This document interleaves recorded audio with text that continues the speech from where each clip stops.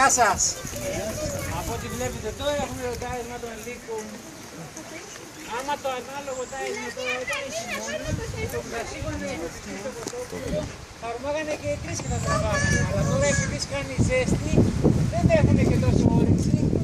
Αυτό δεν έχουν τώρα, απλώς. Και αυτό που Άλλες και χώρα τι να βγάλε. Κοίτα και μην σπρώχνεις. Τους βλέπεις, τους βλέπεις. Είσαι αγέλη, σε ομάδα δηλαδή. Μες στην αγέλη είναι αυτό. Και ένας μαύρος. Ωπ, το πήρε, την πήρε. Σε κοτούλα. Ένας λύκος όμως καλύτερα να είναι τελευταίος στην ιεραρχία σε μια ομάδα παρά να είναι μόνος του, γιατί κυνηγάνε ομαδικά. Δεν μπορεί να επιβιώσει εύκολα μόνος του γιατί κυνηγάνε ομαδικά. Ένας βγάζει το πείραμα, άλλος το περιμένει, άλλος το κυνηγάει κτλ. Τον πρώτο χρόνο της ηλικίας του Εδώ, σημείων, έλα εδώ. με δακώματα ή αίματα, αλλά πιο πολύ με ψυχολογικό πόλεμο ο ένας τον άλλον.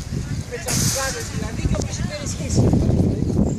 Ο Λύκος έχει μια μεγάλη περιοχή, περίπου 40 χιλιόμετρους, για ουρί στα σύνορά του για να ξέρει πού είναι η περιοχή. Γιατί δεν τρώνε. Και αν είναι άρρωστα, άρα σε ηλικία ήταν Όχι από εκεί, πού θα πας. αυτό πώς μπορεί να το καταλάβει.